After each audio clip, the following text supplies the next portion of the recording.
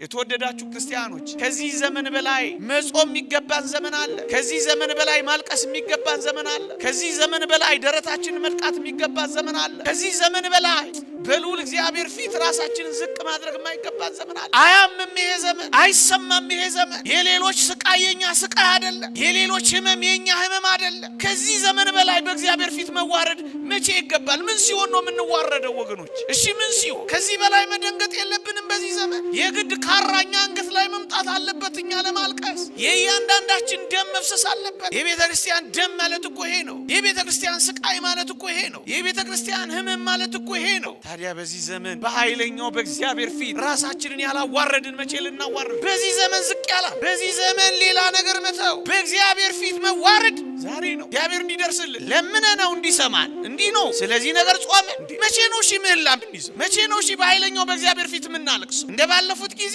ሲሆን የግድ ከል መልበስ ያለብን እንደዛ አይነት ጉዳይ ሲፈጸም ነው። መቼ ነው የምንደነግጠው? መቼ ነው የምናለቅስ? መቼ ነው ደም እንዲቆም? መቼ ነው በቀል እንዲደርቅ የምናነባው በኃይለኛው በእግዚአብሔር ፊት? መቼ ነው የምንዋረደው? እግዚአብሔር እንደዚህ ካልሆነ አይቀበልን። አሁን የሚያስፈልገን ይሄ ሳንዋረድ አንሰማም። እግዚአብሔር ቃላችንን እንዲሰማ እንፈልግ የለ፣ በቃ እንዲለን እንፈልግ የለ። አሁን ራሳችንን በቃ ነው። ይበቃል ዝላይ፣ ይበቃል ኃጢአት፣ ይበቃል ክፉ መንገድ፣ ይበቃል የስካሁኑ ጎዳናዬ። እግዚአብሔር እንዲሰማ ቃሌ በእግዚአብሔር ፊት እንዲሰማ ከኃጢአት ጋር ልቆራረጣ እሱ ነው የሚያስፈልገው። አሁን እናልቅስ። አሁን የምር ንጹህ፣ አሁን የምር ምህላ እናድርስ። አሁን አመድ ላይ እንነስንስ። አሁን እናልቅስ። አሁን እናልቅስ።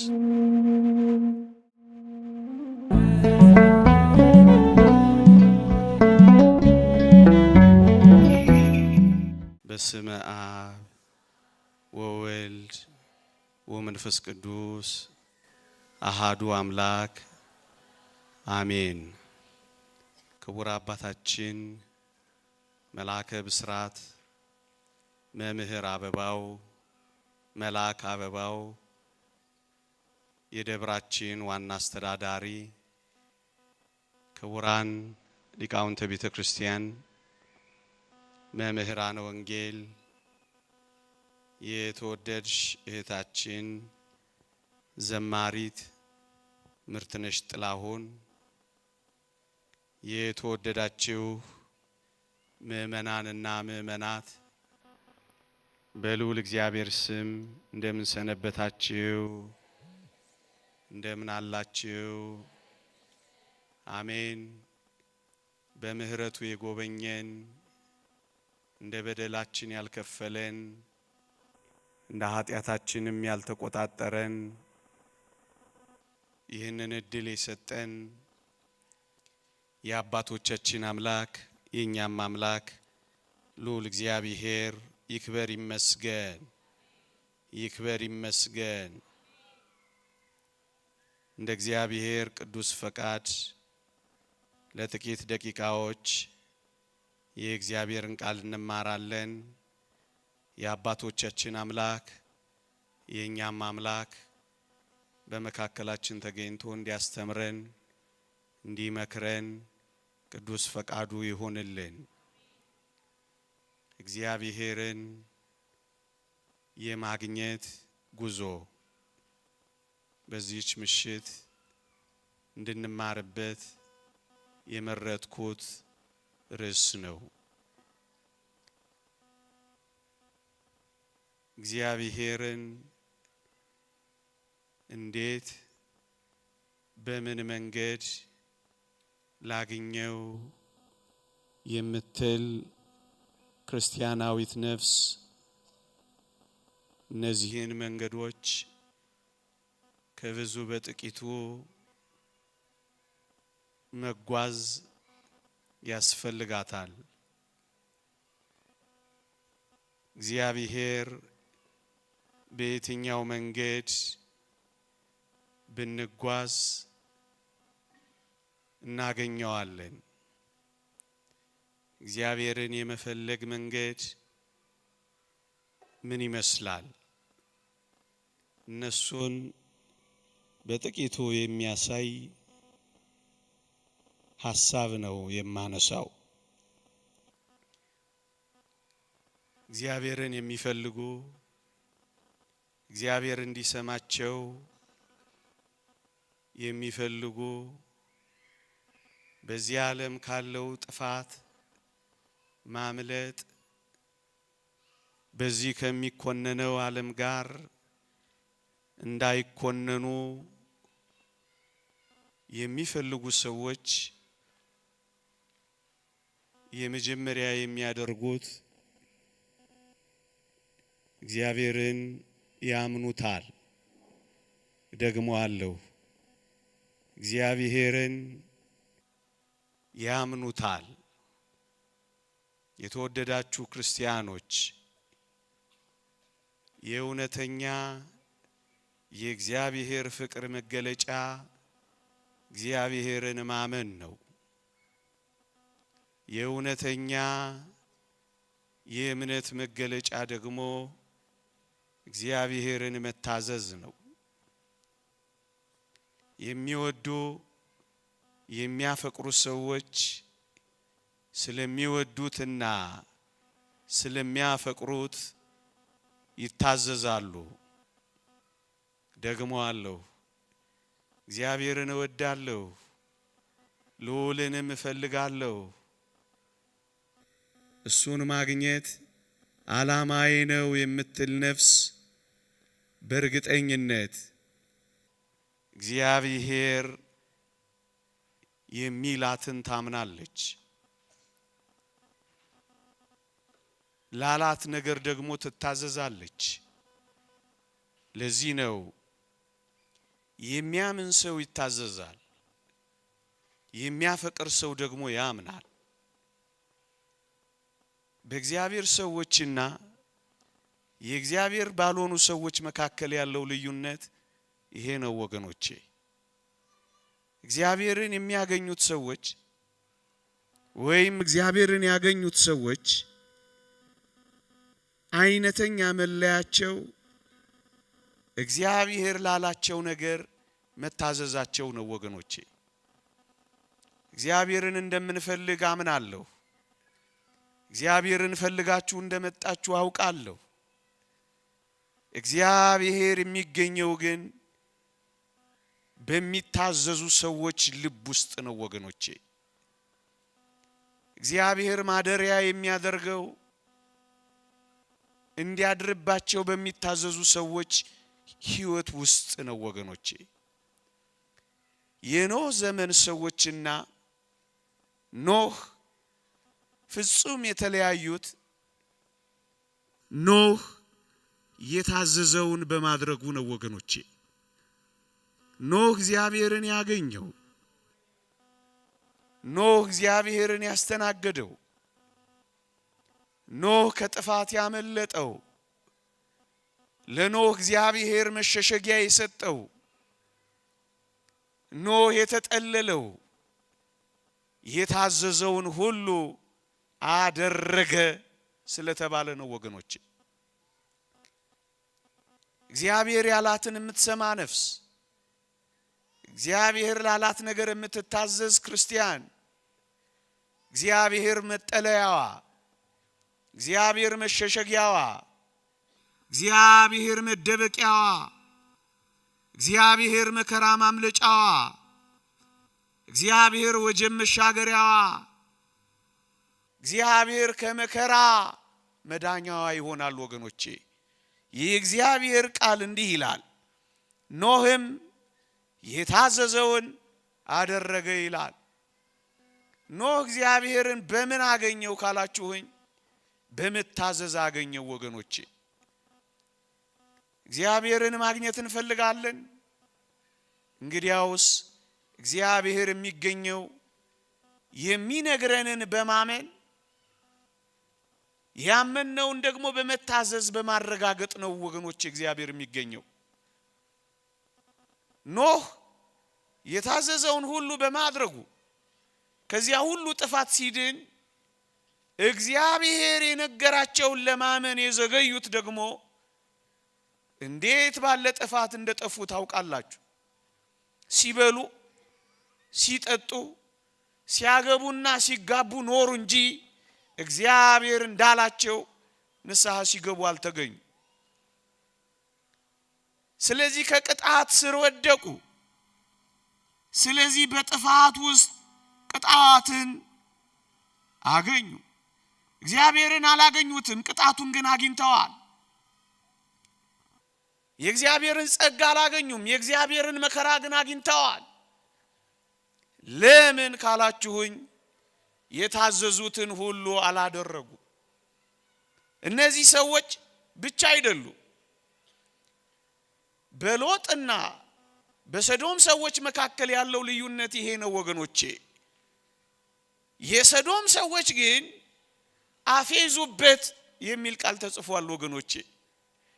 ለእግዚአብሔር ቃል ከመታዘዝ ይልቅ ፌዝን የቀደማቸው ወገኖቼ። ፌዘኞች ሳይቀጡ አይቀሩም።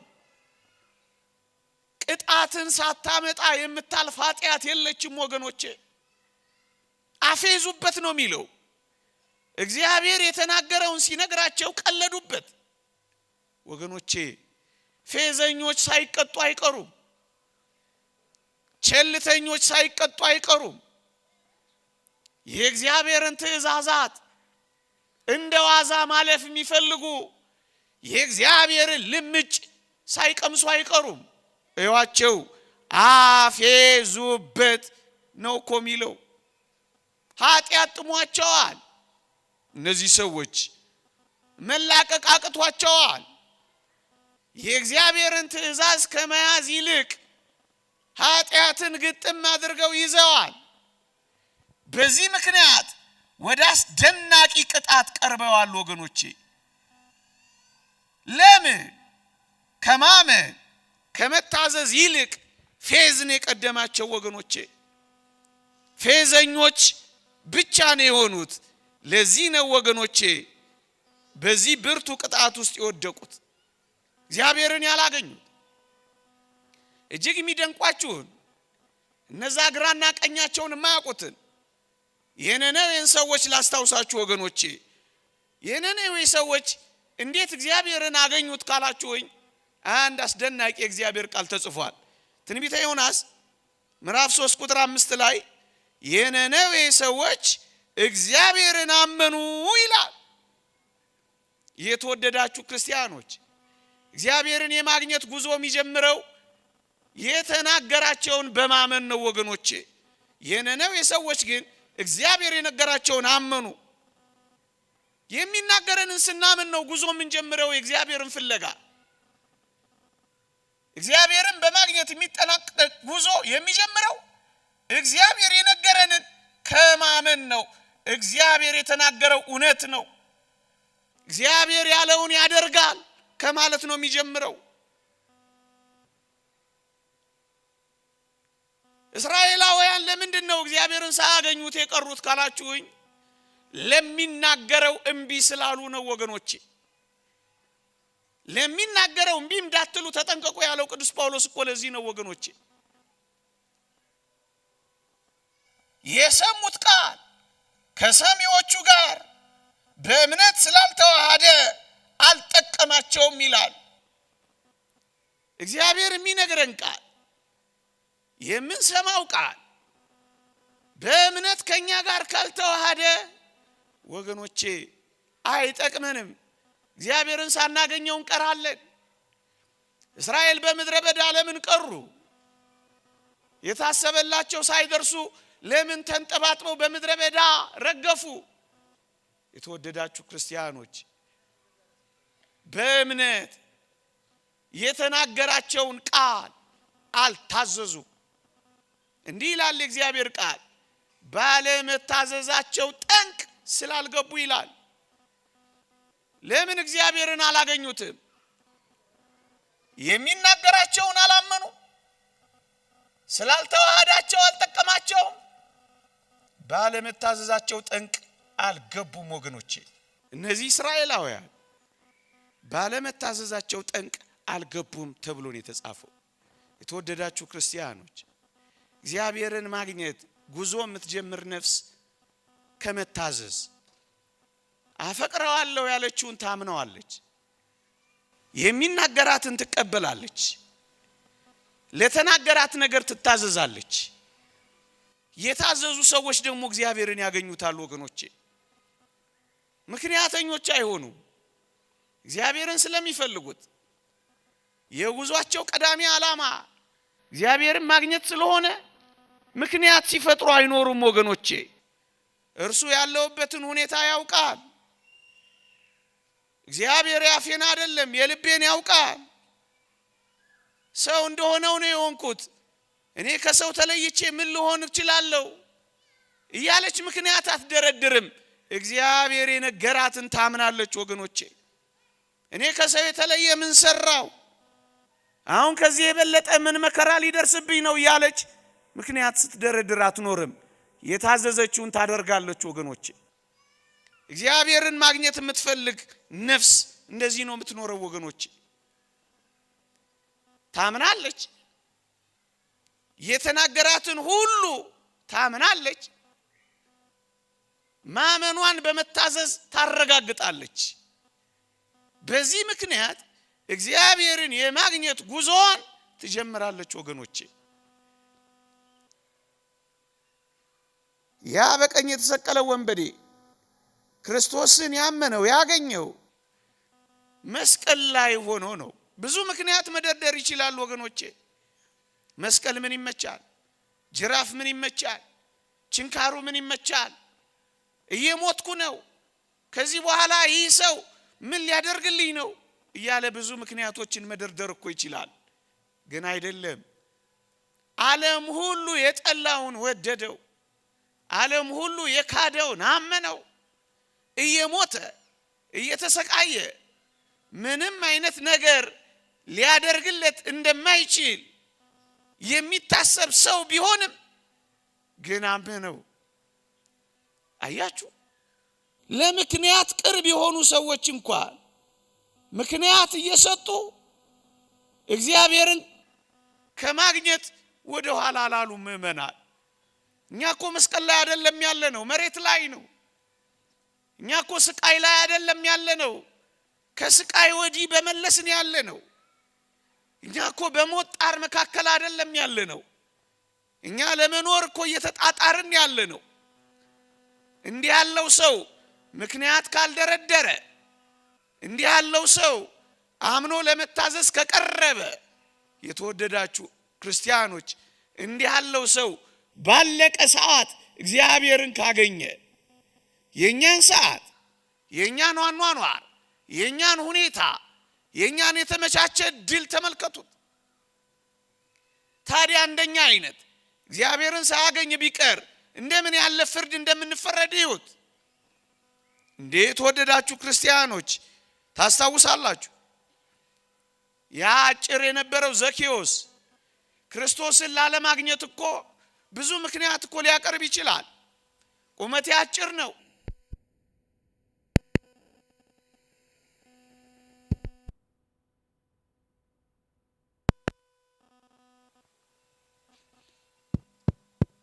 ይሰማችኋል? ይሰማል? ቁመቴ አጭር ነው፣ ህዝቡ ረዣዥም ነው፣ እኔ ለማየት አልችልም። ወገኖቼ፣ ክርስቶስን ላለማግኘት፣ ክርስቶስን ላለማየት በጣም በቂ ምክንያት ነበረው። እጅግ በጣም በቂ ያሳማኝ ምክንያት ነበረው። ምን ላደርግ እችላለሁ? ያቅሜን ያክል ሞክሬያለሁ። በዚህ መለሎ ህዝብ መካከል እኔ ክርስቶስን ማግኘት እኔ ምንድነኝ አላለም። ምክንያት ሲደረድር መኖር ይችላል። አንዳች ምክንያት አላቀረበም። እግዚአብሔርን ለማግኘት፣ እግዚአብሔር በቤቱ ለማስተናገድ የቀረበ ሰው የሆነው ምክንያቶቹን ሁሉ ረግጦ ነው ወገኖቼ። ወደ ላይ ወደ ዛፉ ወጥቶ ለማየት የጣረውን ጥረት የተወደደ መድኃኒታችን ልቡን አየለት ወገኖቼ። የደከምነው ድካም ከምክንያት ባለፈ የወጣነው መውጣት፣ የወረድነውን መውረድ እግዚአብሔር ያየዋ።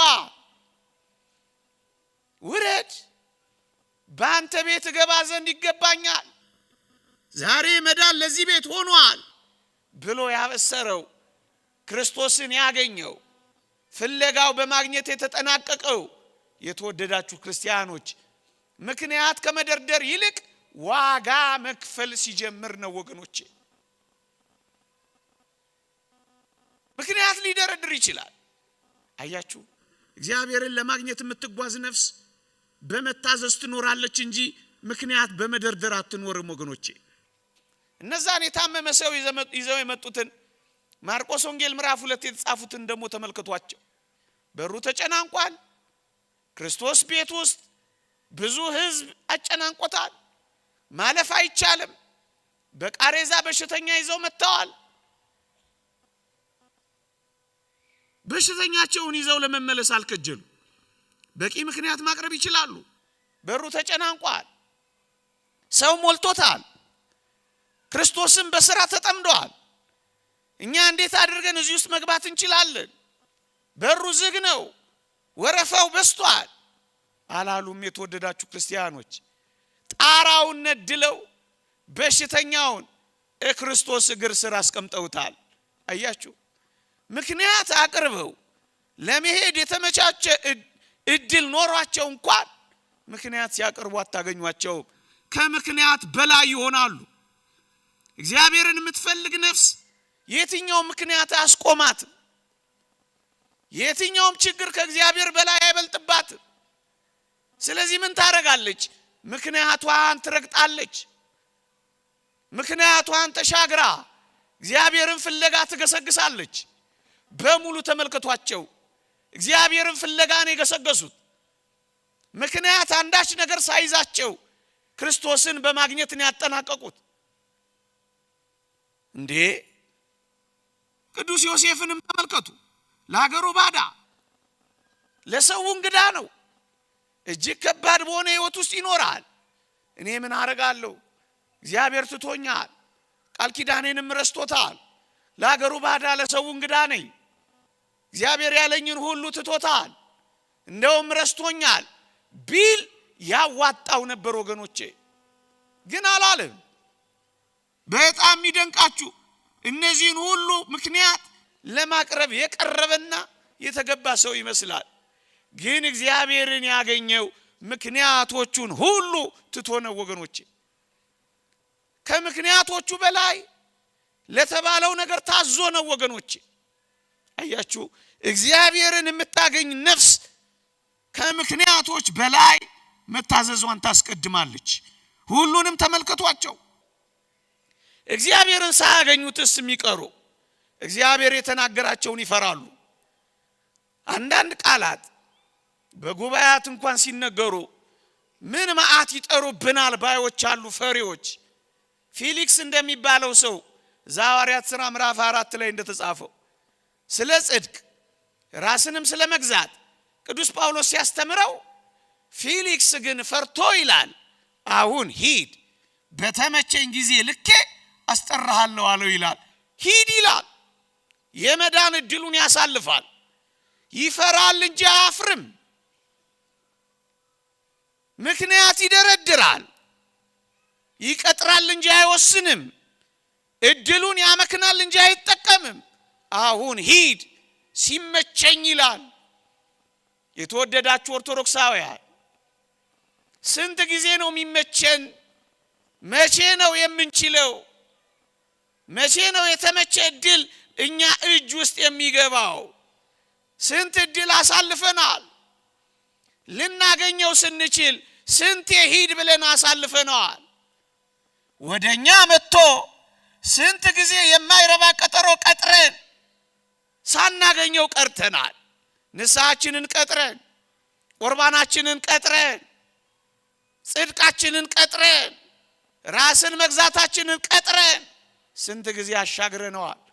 ስንት ጊዜ እግዚአብሔርን አሳልፈነዋል። እዩት። እድል ወደሱ መጣች። መምህር ወደሱ መጣ። ፈራ። ከማመን ይልቅ ፈራ። ከመታዘዝ ይልቅ ፈራ። እናም አሳለፈው። እድሉን አመከነው። በቀጠሮ አሳለፈው። ፊሊክስም ተመችቶት ንስሐ ገባ የሚል ቃል አታገኙም ወገኖቼ። ለምን? የነገረውን አላመንም። ላመነው አልታዘዘም። እግዚአብሔርን የሚፈልጉ ሰዎች እንደዚህ ነው የሚሆኑት ወገኖቼ። ካመለጠ የማይመለስ እድል አለ። እንደዚህ አይነት ሰው ወገኖቼ የዛሬ መንፈሳዊነት ነገ ባይገኝስ? ዛሬ መንፈሳዊነት ታግሰን አድምጠናል። ነገ ልባችንን ዝቅ አድርገን የማዳመጥ እድል ብናጣስ? የተወደዳችሁ ክርስቲያኖች ኧረ ይህንንም ተውት። ነገ ራሱ ባይኖርስ? ዛሬ የሚባል ቀን ተሰጥቶናል። ነገ የሚባል ቀን ግን ወደኔና ወደ እናንተ ጭራሽ ባይመጣስ? ነገ ራሱ ለኔና ለእናንተ የሚሰጠን ባይሆንስ? ለአንዳንዶቻችን የዲያብሎስ ፈተና ከዛሬ ይልቅ ነገ የባሰ ቢበረታስ? መከራ ቢያጸናብንስ? እንዴ የተወደዳችሁ ክርስቲያኖች ሰይጣን በጣም ጨካኝ ነው። ይሁዳ እንኳን ሲጸጸት ክርስቶስን እንዳያገኘው ክርስቶስን እንዳይፈልገው ታንቆ እንዲሞት እኮ ነው ያመቻቸው። ምክንያቱም በሕይወት ከኖረ ኢየሱስ ክርስቶስ ፍቅር ነው። ይሁዳንም እንኳን ሳይቀር ሊምረው እንደሚችል ይጠረጥራል ሰይጣን። ስለዚህ በሕይወት ከኖረ ይድንበታል። እንዳይድንበትስ መታነቂያውን አሳይቶታል። ነገ ሰይጣን የበለጠ ቢጨክንብንስ? የበለጠ መከራ ቢያጸናብንስ? አምነነዋል ወይ?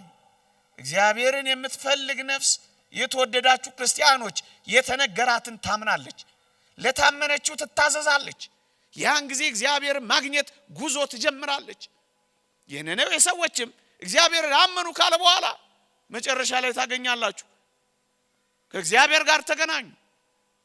ሊያመጣባቸው ካለው ክፋት ራራና ተመለሰ። እና የተወደዳችሁ ክርስቲያኖች እግዚአብሔርን ማግኘት ከፈለግን እግዚአብሔር የነገረንን እንመን። ምን ለምሳሌ ንስሐ ባትገቡ ሁላችሁ እንደዚሁ ትጠፋላችሁ ብሎናል። ይሄንን እናምናለን። ንስሐ ለመግባታችን ጥፋትን እንደሚያመጣብን ሲነግረን ተቀብለናል። ታዲያ ለምን መጥፋት እንፈልጋለን?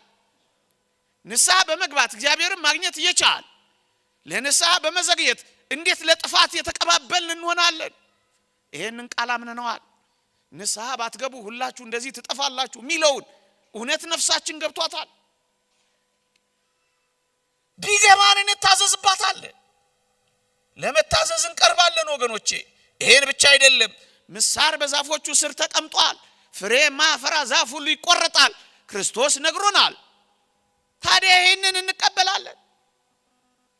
የእግዚአብሔር ቃል አስተምሮናል። የመጥረቢያ ስለት ላይ የመጥረቢያ ጫፍ ላይ ፍሬ ባለማፍራታችን ለመቆረጥ እየቀረብን እንደሆነ የነገረንን አምነናል። ብናምነው እኮ ልንቆረጥ ስለማንፈልግ ንስሐ ወደ መግባት እንቀርባለን። የመታዘዝን ፍሬ እናፈራለን። ይሄ ብቻ አይደለም የተወደዳችሁ ክርስቲያኖች፣ ጌታችሁ በምን ሰዓት እንደሚመጣ አታውቁምና ተዘጋጅታችሁ ኑሩ የሚለውን ቃልስ አምነናል። ወገኖቼ እንዳመነ ሰው የምንመላለስ አይመስልም። ምክንያቱም ብዙዎቻችን ለነዚህ ቃላት እየታዘዝን አይደለም። ጌታችን በምን ሰዓት እንደሚመጣ ስለማናውቅ ብዙዎቻችን ንስሐ ለመግባት አልቀረብንም።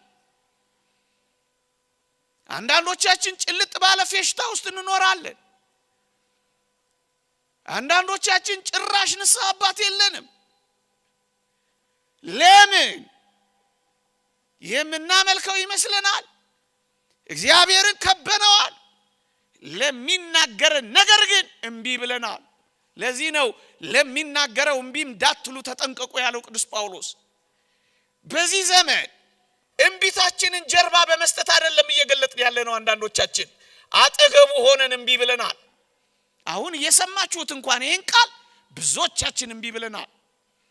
ብዙዎቻችን እንደ አንድ ቀን ጉባኤ እንደ አንድ ቀን የሆነ የ3 ቀን የ4 ቀን ጉባኤ እንደ አንድ ቀን ዘምረን አጨብጭበን እንድንሄድ እንጂ እግዚአብሔር እየተናገረኝ ነው፣ እግዚአብሔር የተናገረኝን ልታዘዘው ይገባል፣ ነገ እኖረዋለሁ የምትል ነፍስ እግዚአብሔርን ታገኘዋለች። እግዚአብሔርን አግኝተነው ነው ወይ ምን ሄደው? በቃ እሱ ነው ጉዳዩ። የተወደዳችሁ ክርስቲያኖች ይሄ ከምን ይጀምራል? ከማመን። እግዚአብሔርን ያመኑ ሰዎች ሚነግራቸውን ይደነግጣሉ። ድንጉጦች ይሆናሉ። እንደነነዌ ሰዎች ይደነግጣሉ። እግዚአብሔር የተናገረኝ ይሄን ነው፣ በቃ አምነዋለሁ፣ ታዘዘዋለሁ ብለው መታዘዝ ይጀምራሉ። እግዚአብሔርን የሚፈልጉ ሰዎች ጉዞ ከማመንና ከመታዘዝ ይጀምራል። አንድ ሁለተኛ እግዚአብሔርን ማግኘት የሚፈልጉ ሰዎች የጉዟቸው ሁለተኛው ደረጃ ወይም ሁለተኛው ነጥብ ምን ይመስላችኋል? ያምኑታል፣ ይታዘዙታል። ሁለተኛ ከክፉ መንገዳቸው ይመለሳሉ። በሙሉ ተመልከቱ። እግዚአብሔርን ያገኙ ሰዎችን ፈልጉ።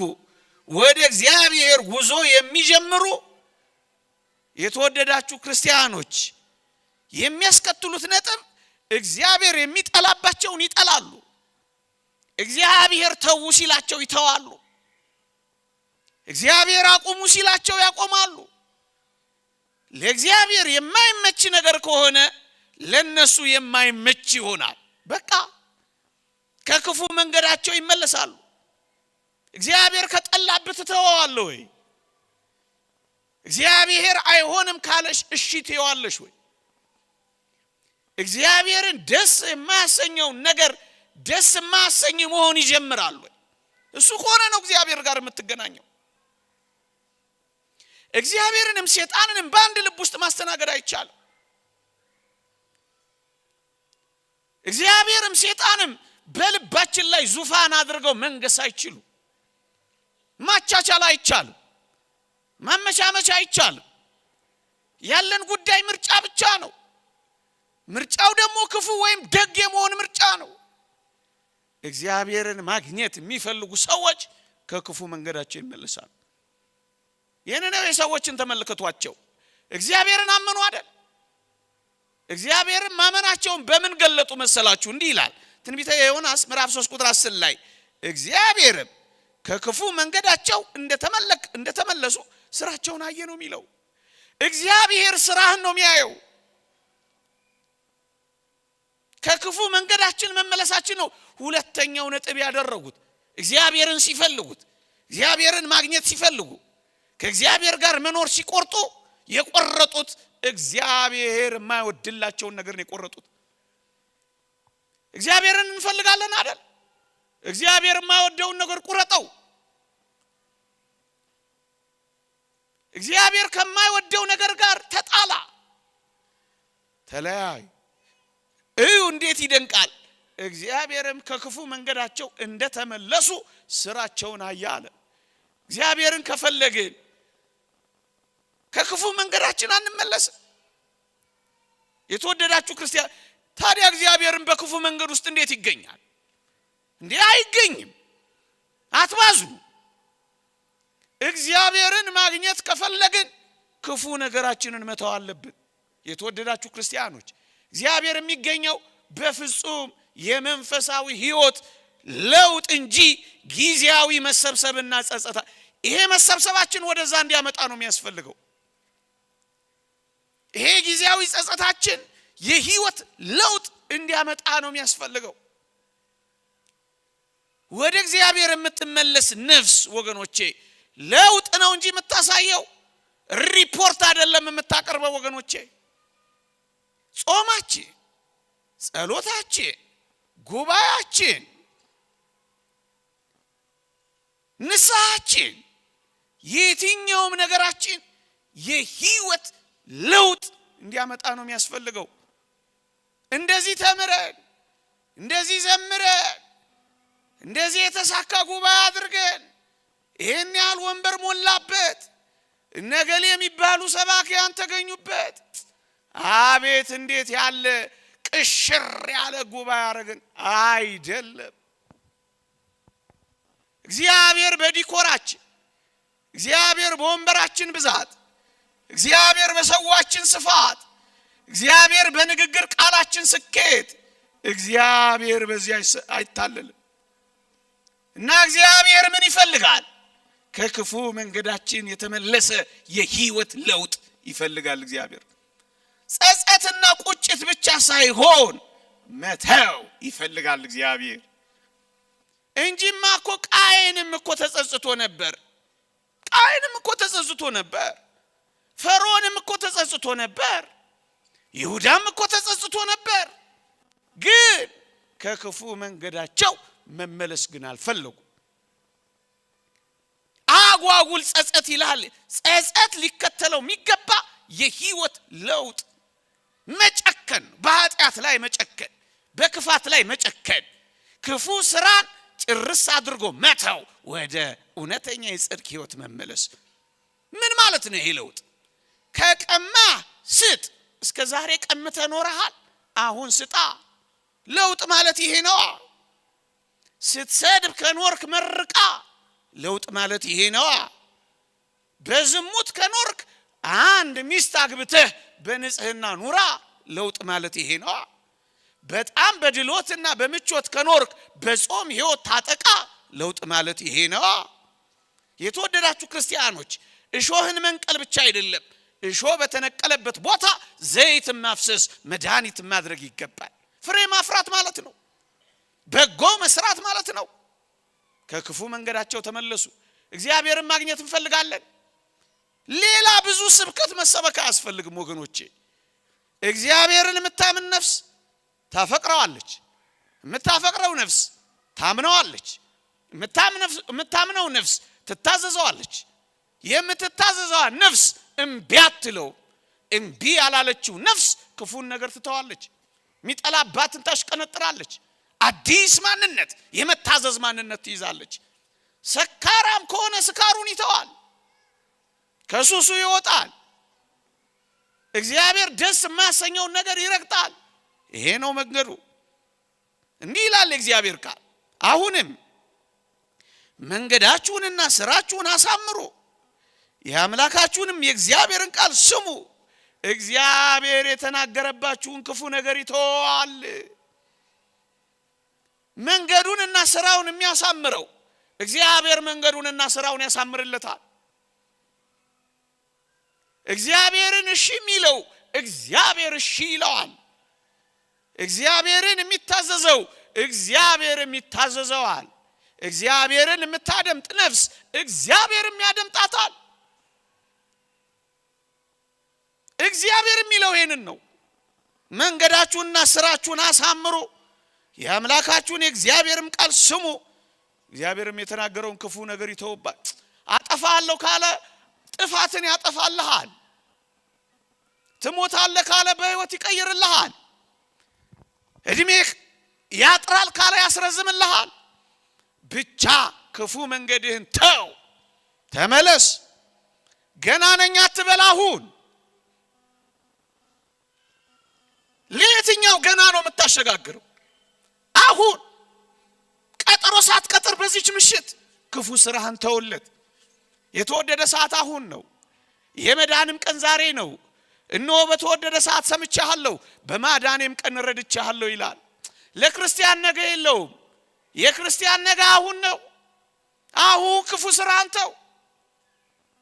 ያኔ እግዚአብሔርን ታገኘዋለህ። ያኔ ጸሎትህ ይሰማል። ያኔ ክፉ ካንተ ይርቃል።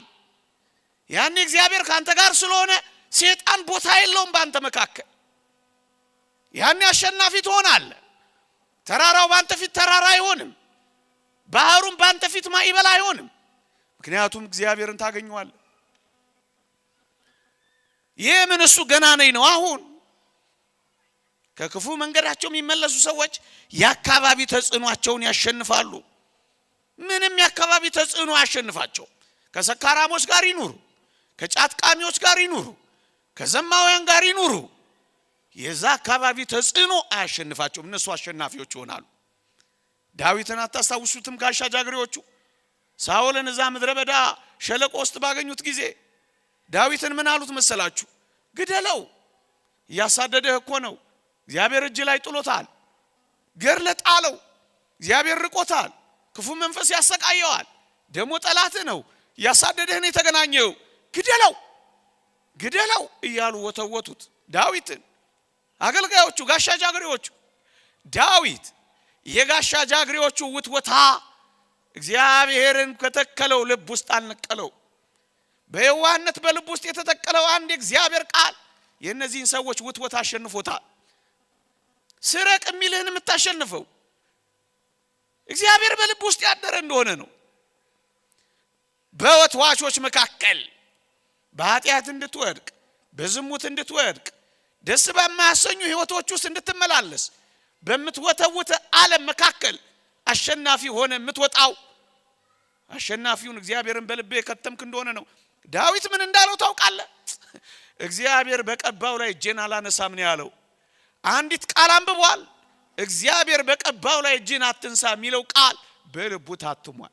ለዚህ ቃል ይታዘዛል። ለወትዋቾች አትታዘዝ። ብልጭ ድርግም ለሚለው ለዚህ የመጠጥ ቤት ጫጫታ አትታዘዝ። ለእግዚአብሔር ቃል ታዘዝ። አትስከር ላለ ቃል ታዘዝ። ንጹህ ሁኚ ለሚልሽ ቃል ታዘዥ። የዓለምና የአካባቢ ውትወታ ተጽዕኖ ስር እንዳትንበረከክ እግዚአብሔርን በልብህ አትመው። የእግዚአብሔርን ቃል አትመው። የእግዚአብሔርን ቃል በልብህ ያዘው። የእግዚአብሔርን ቃል በአንደበትህ ተናገረው። የእግዚአብሔርን ቃል መመሪያ አድርገው። የእግዚአብሔርን ቃል በፊትህ አስቀምጥ። እግዚአብሔር እንዲህ ይለኛል በለው። ያን ጊዜ አካባቢንም ተጽዕኖ ታሸንፋለህ። ራስህንም ከሌሎች ጋር አታነጻጽርም። ከክፉ መንገድ ልትመለስ ስትፈልግ ነገሌ መች ተመለሱ፣ ነገሌ ሳይመለሱ ይሄ ነገር ሁሉ ሆኖላቸው እያልክ ከሌላ ሰው ጋር አታነጻጽር። ብቻህን ራስህን እይ፣ አታነጻጽር። ነገሌን እግዚአብሔር የማይበትን መንገድ አንተ አታውቅም። ቶ እሱ ለእግዚአብሔር። አንተ ግን ራስህን ነፃ አውጣ። ነገሌ እንዲህ ይሆኑ መች ተቀጡ፣ ነገሌ እንዲህ ይሆኑ ይኸው ከብረው የለ፣ እኔ ብቻዬን ምን ቤት ነኝ አትበል። ራስህንም ከሌሎች ጋር አታነጻ። ክፉ መንገድ ዝም ብለህ ተው ወገኖቼ። ራስህንም አታጽድቅ። እግዚአብሔርን የሚያገኙ ሰዎች እነማን እንደሆኑ ታውቃላችሁ? በደለኞችና ኃጢአተኞች፣ ክፋታቸውን የሚያውቁ፣ በደላቸውን የሚያውቁ፣ ነውራቸውን የሚያውቁ፣ በእግዚአብሔር ላይ ማመጻቸውን የሚያውቁ ሰዎች እግዚአብሔርን ያገኙታል። ምንም እንዳልበደሉ የሚመላለሱ ሰዎች ግን እግዚአብሔርን ያገኙት። ያቺን ማርያም ባለሽቷን አታውቋት? ዓለም ሁሉ የሚያውቃት ናት። በበደሏ በዘማዊነት ህይወቷ ሰው ሁሉ የሚያውቃት ብቻ አይደለም፣ ደግሞም የተጸየፋት ናት። ስምዖን የሚባለው ደግሞ የሚመጻደቅ ነው በራሱ ምንም ኃጢአት እንዳልሰራ። የተወደዳችሁ ክርስቲያኖች በእንባዋ እግሩን እስክታብሰው መዋቢያ ሽቷን በእግሮቹ ስር እስክታፈሰው ድረስ ክርስቶስን ፈልገዋለች።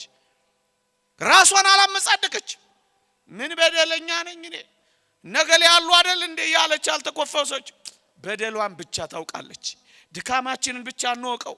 ያባት እንዳለው እግዚአብሔር ሆይ ያንተን ልዕልና ያንተን ታላቅነት ግለጽልኝ፣ የኔን ድካም ደግሞ አሳውቀኝ እንዳለው ድካሟን የምታውቅ ነፍስ በእግዚአብሔር ፊት ትፈሳለች። እግዚአብሔርን ታገኛለች። ከማንም ጋር አትመጻደቅ። ምንም እንዳልሰራች ራሷን አትቆርጥ። ይልቁንም በልዑል እግዚአብሔር ፊት ጽድቅ እንኳን ቢኖራት ጽድቋ በእግዚአብሔር ፊት በቸርነቱ የሚቆጠርላት እንደሆነ ታምናለች። ኃጢአትን እንደ ውሃ የምትጠጣ ምስኪን እንደሆነች ትረዳለች።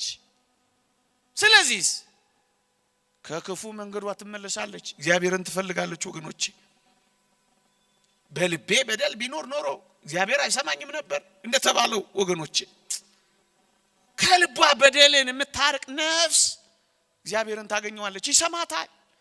ደግሞ አለው በልቤ በደል ቢኖር ኖሮ እግዚአብሔር አይሰማኝም ነበር ይላል ነብዩ ዳዊት። እግዚአብሔር እንድንሰማን እንፈልጋለን፣ በደልን ደግሞ እየተከታተል እንፈጽማለን። ታዲያ እግዚአብሔር አልሰማኝም ተብሎ ይኮነናል?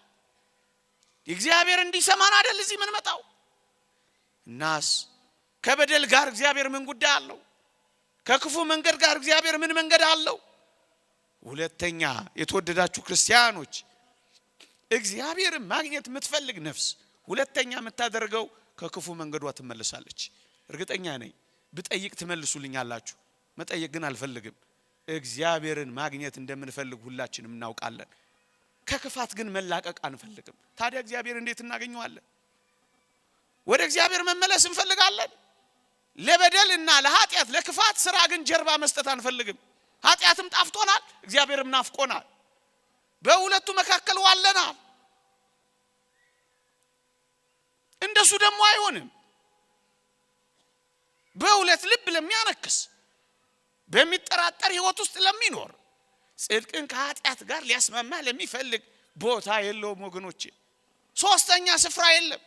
ወይ ጽድቅ ነው፣ ወይ ኃጢአት፣ ወይ እውነት ነው፣ ወይ ሐሰት ነው፣ ወይ ገነት ነው፣ ወይ ሲኦል። በሁለቱ መካከል የለም። እና እግዚአብሔርን እፈልጋለሁ የምትል ነፍስ ሁለተኛ ጉዞዋ የሚሳካው ከክፉ መንገዷ ስትመለስ። የነነዌን ሰዎች ላስታውሳችሁና ወደ ሶስተኛው ነጥብ ልሻገር። ደግሞ አለው እግዚአብሔርም ከክፉ መንገዳቸው እንደተመለሱ ስራቸውን አየ። በቃ እግዚአብሔር ማየት የሚፈልገው መመለሳችንን። ያን ጊዜ እግዚአብሔር ወደኛ ይመለሳል።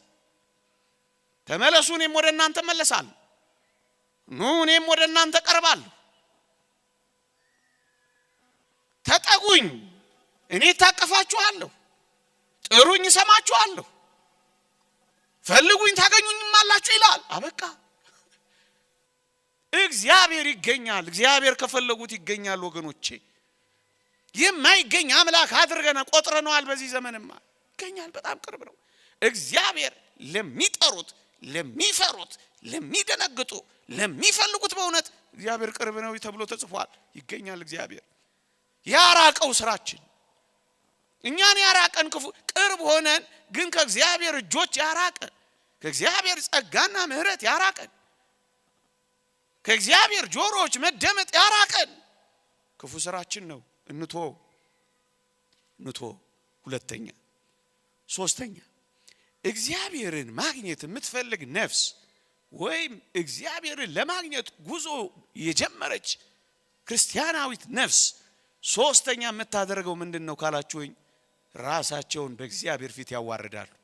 ደግሞ አለው እግዚአብሔርን የሚያገኙት ራሳቸውን በእግዚአብሔር ፊት በኃይለኛው ፊት ያዋረዱት ናቸው። ኩሮዎች አያገኙትም። እግዚአብሔር ሲናገራቸው የሚደነግጡ ግን ያገኙታል። ይሄን የምንነጋገረውን የእግዚአብሔርን ቃል እንደ ማለፊያ የሚሰሙ ሰዎች እግዚአብሔርን አያገኙት። ሲናገራቸው ግን ልባቸው የሚደነግጥ ሰዎች እግዚአብሔርን ያገኙታል። እግዚአብሔር ትዕቢተኞችን አይደለም ትሑታንን ያገኛል። እግዚአብሔር ቸልተኞችን አይደለም፣ እግዚአብሔር ንቆችን ያገኛል። እግዚአብሔር የሚያገኙት እነዚህ ናቸው። እግዚአብሔር የሚያገኛቸው እነዚህ ሰዎች ናቸው። አሁንም ወደ ነነዌ ሰዎች ልመለስ። የነነዌ ሰዎች እግዚአብሔር ጋር እንዴት ተገናኙ ካላችሁኝ፣ እግዚአብሔርን እንዴት አገኙት ካላችሁኝ፣ ሶስት ነገር ተጠቅሷል። ማቅ ለበሱ፣ ከዙፋናቸው ተነሱ፣ አመድ ላይ ራሳቸውን ነሰነሱ። ምን ማለት? ራሳቸውን በኃይለኛው በእግዚአብሔር ፊት አዋረዱ። የእግዚአብሔር ቃል የሚለው ይሄ ነው። ትምክህተኞች እግዚአብሔርን አያገኙት። በገንዘባቸው፣ በስልጣናቸው፣ በአቅማቸው፣ በውበታቸው፣ በተናጋሪነታቸው፣ በተደማጭነታቸው እግዚአብሔር በሰጣቸው ጸጋ እግዚአብሔር ላይ ሳይቀር የሚኮሩ እግዚአብሔርን ያገኙት። ማቅ ለለበሱት የነነዌ ሰዎች ሐር አልብሶ ይጨርስላቸዋል። መሬት ላይ የተቀመጡትን ደንግጠው ራሳቸውን መሬት ላይ የጣሉትን ወደ ዙፋናቸው ያወጣቸዋል። እግዚአብሔርን ማግኘት ማለት ይሄ። አመድ የነሰነሱትን በጸጋው ያስውባቸዋል። እግዚአብሔርን ያገኛል ይሏል። ይሄ ነው። እንዲህ ይላል እግዚአብሔር። የተወደዳችሁ ክርስቲያኖች እጅግ ልዩ የሆነ የእግዚአብሔርን ቃል አንብብላችሁ። እንዲህ ይላል ትንቢተ ኢሳይያስ ምዕራፍ 66 ቁጥር 2 እግዚአብሔርም እንዲህ ይላል ወደዚህ ወደ ትሁት መንፈሱም ወደ ተሰበረ በቃሌም ወደሚንቀጠቀጥ ሰው እመለከታለሁ ይላል። የእግዚአብሔር አይኖች ማንን ይመለከታሉ ካላችሁኝ፣ ወደ ትሁት ሰው፣ መንፈሱም ወደ ተሰበረ ሰው። እግዚአብሔር ሲናገረው ወደሚንቀጠቀጥ ሰው፣ ልታዘዝ ለሚል ሰው እንደሱ ነው እግዚአብሔር የሚያየው። አሁን እግዚአብሔር ሲናገረን ትደነግጣላችሁ። እግዚአብሔርን ስታስቡት ትሰበራላችሁ። እግዚአብሔርን የምታገኘው እንደዚህች አይነት ነፍስ ናት። ምን አይነት ትሁት፣ ምን አይነት ሰባራ፣ ምን አይነት አንካሳ፣ ድካሟን የምታውቅ ምን አይነት የምትደነግጥ ምን አይነት የምትንቀጠቀጥ እግዚአብሔር ሲናገራት በፊቱ የምትቀልጥ እግዚአብሔር ፊት ስትቆም በእሳት ነበልባሎች መካከል እንደቆመች የምታስብ ነፍስ ወደዚህ ወደ ትሁት መንፈሱም ወደሚቀጠቀጥ በቃሌም ወደሚንቀጠቀጥ መንፈሱም ወደ ተሰበረ ሰው እመለከታለሁ ይላል። እግዚአብሔር የሚያገኛቸው እግዚአብሔርን የሚያገኙት ሰዎች ራሳቸውን በእግዚአብሔር ፊት የሚያዋርዱ ናቸው። እግዚአብሔርን ማግኘት ከፈለጋችሁ በኃይለኛው በእግዚአብሔር ፊት በትህትና በመንቀጥቀጥ በመፍራት በመደንገጥ በትህትና ራሳችንን እናዋርዳ። እግዚአብሔር በኃይለኞች ላይ ተጨምሮ ኃይለኛ ሆኖ አያውቅም። እግዚአብሔር ራሳቸውን ከሚያዋርዱ ጋር ይሆናል እንጂ እግዚአብሔር ታናሽ ብላቴና ከሆነችው ከድንግል ማርያም ጋር እንጂ ከነገስታት ሚስቶችና እናቶች ጋር አልነበረም። እግዚአብሔር አፋቸው ኮልታፋ ከሆኑ ንግግር ከማያውቁ ከሐዋርያት ጋር እንጂ እግዚአብሔር ንግግር ከሚያውቁ ከሶፊስቶች ጋር አልነበሩም። ወዳጄ ገንዘብህን እርሳው፣ ወዳጄ ስልጣንህንም ገርመም አድርገው። እንደሚያልፍ ጥላ በባህር ላይ ሲጓዝ እንደሚያልፍ አሻራውን ሳይተው እንደሚሄድ ውሃ ተመልከተው። የትኛው ውበትም ሐሰት ደም ግባትም ረጋፊ እንደሆነ ያው የትኛውንም ነገር አስበ ኩራት በልብህ እንዳይሞላ ኃይለኞች በእግዚአብሔር ፊት ተዋርደዋል። ብርቶች በእግዚአብሔር ፊት ተንበርክከዋል። ጉልበተኞች በልዑል ፊት አቅመ ቢስ ሆነዋል። ብልጦች በእግዚአብሔር ሞኝነት ፊት ምንም ሆነዋል። ታዲያ እግዚአብሔር የምታገኝ ነፍስ እግዚአብሔርን ራሷን ታዋርዳለች። እግዚአብሔር ዝቅ ሲሉ የሚያገኙት አምላክ ነው ወገኖቼ። ደግሞ አለው እግዚአብሔር በዝቅታ እንጂ በከፍታ አይደለም የሚገኘው። ለዚህ ነው ታናሽ ነኝ ለሚሉ ለነ ዳዊት ታላላቅ ድሎችን የሰጠው። እኔ ወገኔ ተጠቃ ምናምንቴ ሰው ነኝ ለሚሉ ለነ ጌዲዮን ኃይል የሰጠው እግዚአብሔር። ታናናሾችን ታላላቅ የሚያደርግ ነው እግዚአብሔር። የጫማውን ጠፍር ልፈታ አልገባም ላለች ነፍስ ራሷን እንድትነካ ይሰጣታል። እንደ መጥምቀ መለኮት ቅዱስ ዮሐንስ እኔ ዝቅ ዝቅ ልል ይገባል ብላ ስትዘምር አንቺማ ሴቶች ከወለዱት ሁሉ በላይ ነሽ ብሎ ይመሰክርላታል። እኔ ጭንጋፍ ነኝ ለሚሉ ለነ ጳውሎስ እስከ 3ኛው ሰማይ ያደርሳቸዋል። ሰይጣን እንኳን ከነሱ ከጥላቸው እንኳን ሳይቀር ይሸሻል። ከልብሳቸው ቁራጭ እንኳን አይደርስም። እግዚአብሔር ያከብራቸዋል።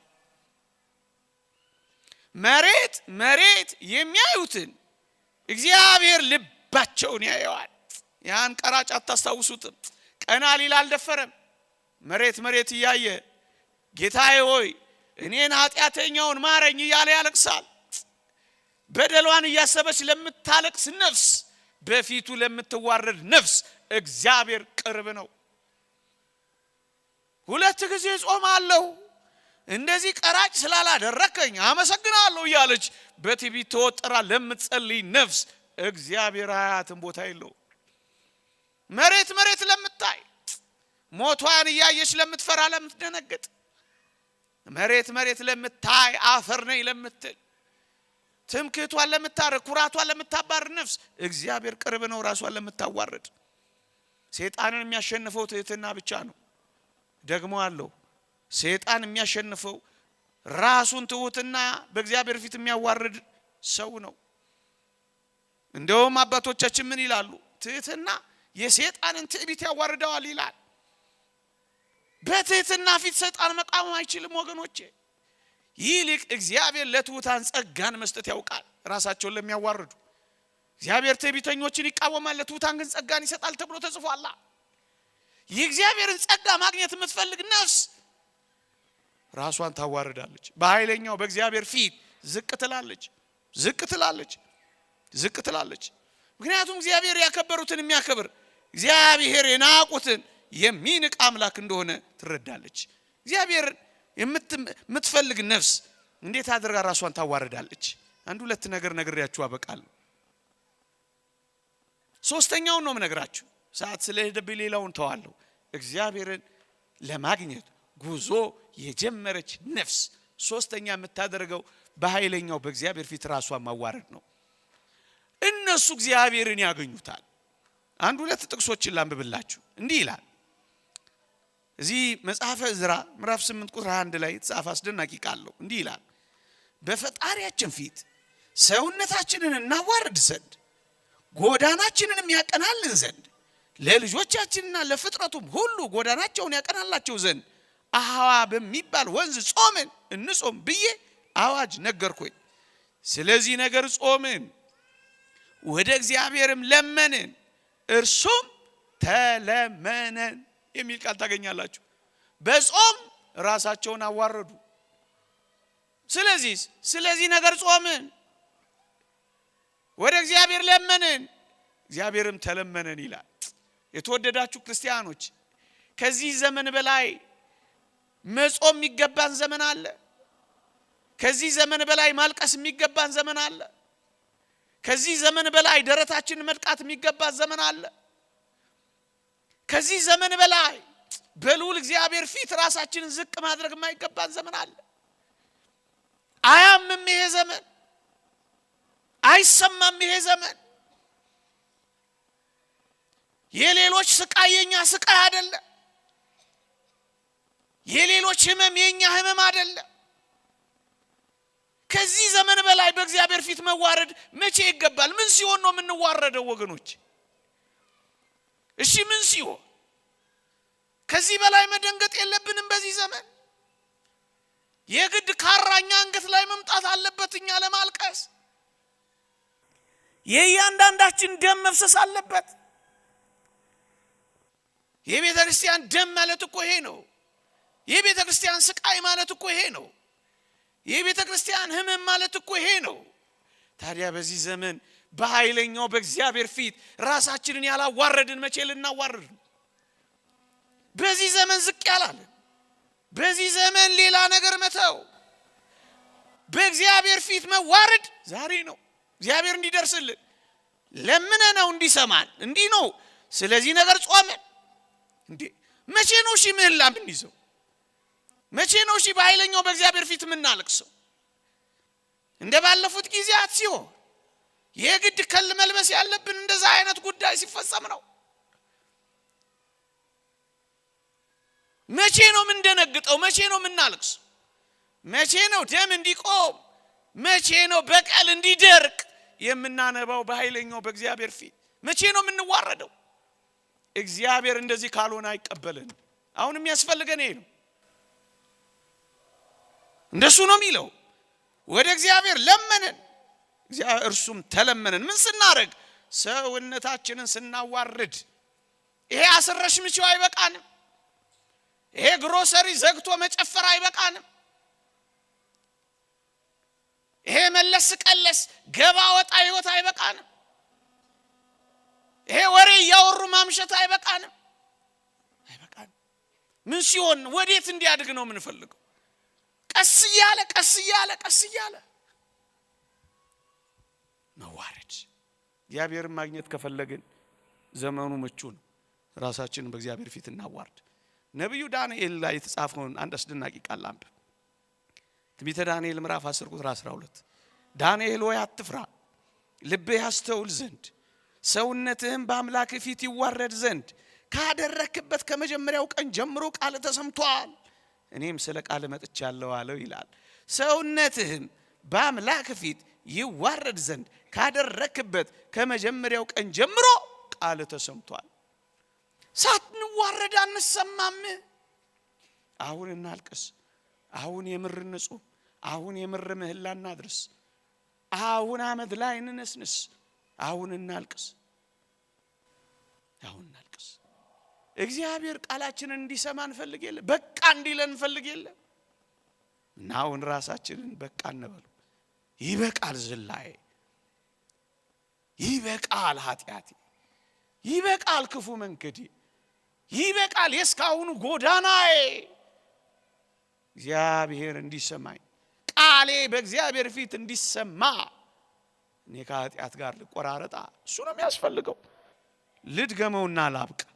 ሰውነትህን በአምላክ ፊት ይዋረድ ዘንድ ካደረክበት ከመጀመሪያው ቀን ጀምሮ ቃል ተሰምቷል።